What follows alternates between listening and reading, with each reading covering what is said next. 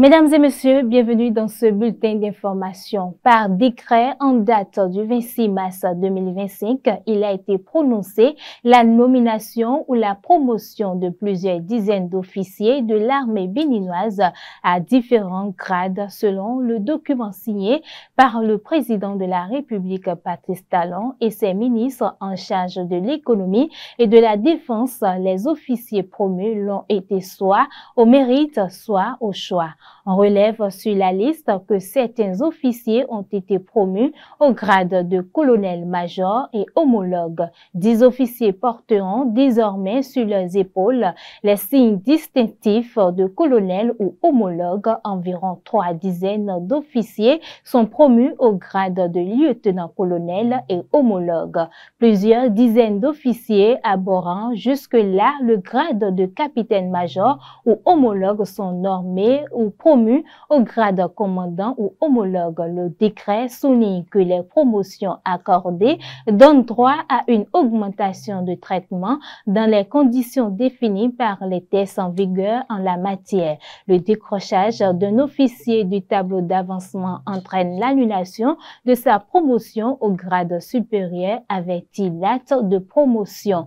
En 2026, mesdames et messieurs, le Bénin s'apprête à organiser ses élections générales, un tournant majeur dans la vie politique nationale. À cette étape cruciale, une synergie d'action s'impose, accompagnée d'un travail de proximité, rencontre entre leaders politiques et militants à la base, mobilisation sur le terrain et engagement des structures à tous les niveaux. Dans ce contexte, une question fondamentale se pose. Quel est le rôle des élus locaux dans l'organisation de ces élections? Pour y répondre, nous avons joint par téléphone le politologue Mathieu Adjano. Suivez-le.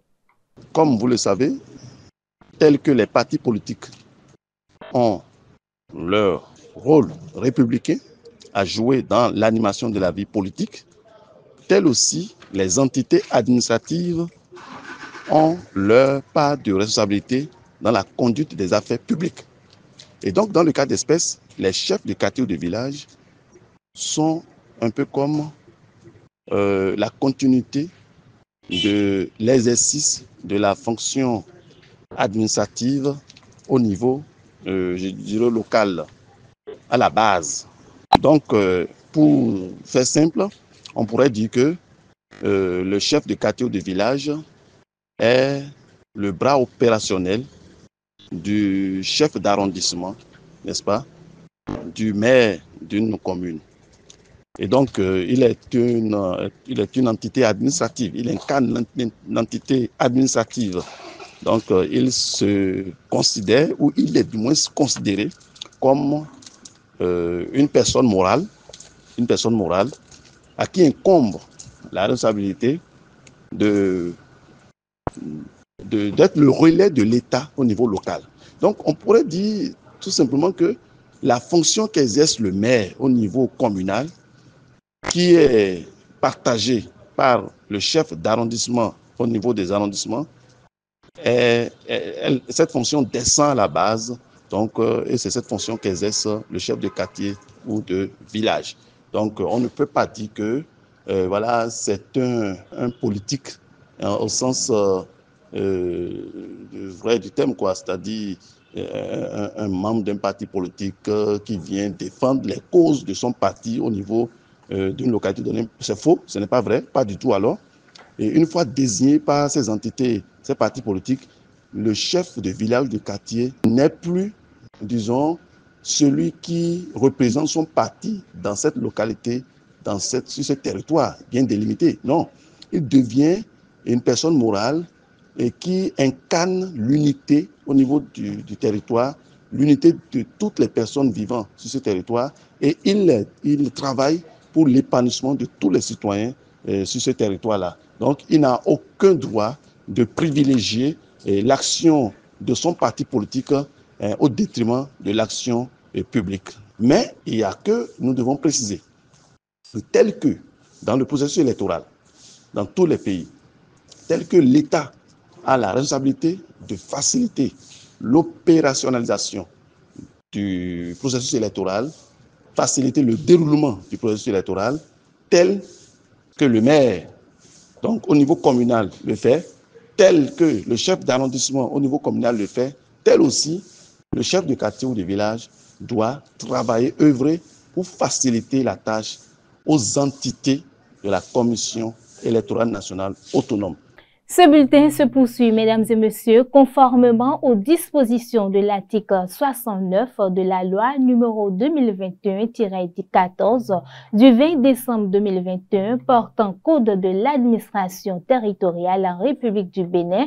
Le maire Charlemagne N. Yankoti invite les conseillers communaux de la ville de Porto Novo à la deuxième session extraordinaire de l'année 2025 qui se tiendra à la salle de délibération de la mairie le jeudi 17 avril 2025 à partir de 10 h. Un seul point sera débattu par les élus. Il s'agit de l'adoption de la communication relative à la participation de la ville de Porto Novo à la 45e Assemblée générale de l'Association internationale des maires francophones qui se tiendra à Hue, Vietnam du 27 au 29 avril 2025. Après quelques pluies, mesdames et messieurs, enregistrés dans la ville de Parakou, plusieurs ouvrages de franchissement sont en passe de s'effondrer. Au quartier Banikani, Rose-Croix, Bamora, c'est la psychose dans le rang des habitants qui doivent traverser le pont de Daman pour rallier leur domicile. Et pour cause, l'ouvrage de franchissement est dans un état de dégradation et met les riverains dans l'incertitude. C'est le constat fait par notre équipe de reportage sur place. Suivez l'élément que nous proposent Anselme Richard et Modeste Adanzito. À peine quelques pluies enregistrées dans la ville de Parakou et les habitants de certains quartiers de la ville reprennent leur calvaire. À l'origine, la dégradation des ouvrages de franchissement leur permettant de rallier leur domicile. Dans le quartier Banikani Rose-Croix Bamora, le pont de Daman est un exemple palpable. S'il y a la pluie, c'est un problème.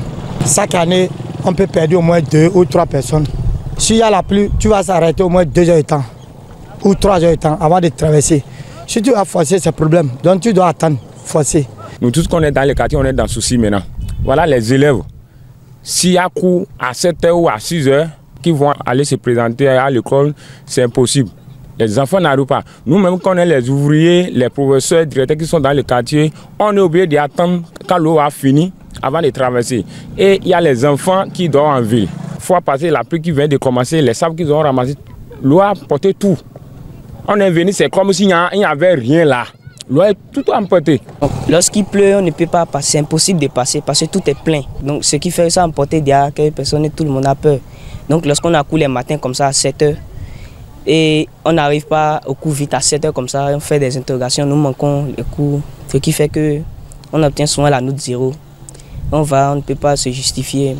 C'est comme on utilise ces arguments pour mentir, alors que nous sommes vraiment ici en souci. Parce que lorsque le pont remplit, on ne peut pas passer. Sincèrement, on ne peut pas passer. On est obligé de rester de l'autre côté, on manque les cours comme ça. Ça dépend à l'heure que l'eau descend avant de partir à l'école. Bon, si la pluie est trop, on peut atteindre quelque chose de 4 h comme ça. Soit on ne peut plus passer. Lorsque la pluie dépasse, on est obligé de retourner à la maison comme ça et on ne peut plus. On retourne à la maison. Les autorités locales disent ne pas croiser les bras. Des démarches sont menées auprès des autorités hiérarchiques et des dispositions sont prises afin de corriger la situation. Mais c'est sans compter sur la puissance de l'eau qui ne fait que dicter sa loi en dégradant davantage l'ouvrage de franchissement. Surtout même comme ils sont en train de réparer la ville un peu là. L'eau là déborde maintenant plus. L'eau là déborde plus qu'avant, on plairait. Mais maintenant, déjà, avec quelques pluies qui sont tombées, ce qu'on a vu là, c'est plus la peine. Parce que là, on voit que si c'est les grands pluies qui viennent là, ça va tout bloquer. Voilà que nos enfants sont là, qui vont à l'école. On sait que de montrer à nos préfets, mais de nous aider dans les quartiers. Parce qu'on n'a pas les moyens à faire là. Tu vois, chaque jour, chaque pluie qui va tomber, on va toujours aller dans les environs d'Ama, derrière là, pour chercher les cailloux pour venir mettre. Si la pluie vient, ça emporte ça encore. C'est eux qui peuvent nous aider. C'est ce qu'on a vu, c'est ça qu'on s'en va les donner contre rendu. Et quand même, on est toujours là.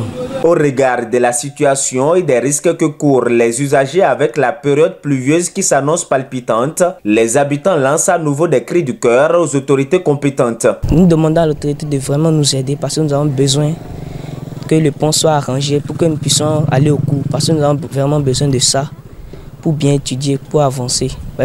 Quand le pont est rempli, on ne peut pas passer, nous demandons de l'aide, de nous aider. S'il y aura une solution par rapport au pont, on serait tellement heureux dans notre quartier. Sinon, chaque jour, quand on se réveille, c'est le souci qu'on a, c'est le souci de pont là. C'est pour le pont là ou rien. Il faut passer ça, emporter au moins 2 personnes. Avec les enfants, on a un souci, on ne sait pas quoi faire. Jusqu'à même à Webekouga, les gens quittent là-bas pour venir. C'est une seule pont là, on passe pour aller au service. C'est juste pour demander les autorités de nous aider. Sinon il y a trop de monde en haut là. Mais en attendant toute intervention, la psychose monte dans le rang des riverains qui n'attendent que la prise en compte de leurs doléances par les autorités compétentes pour une libre circulation. C'est tout, mesdames et messieurs, pour ce bulletin d'information.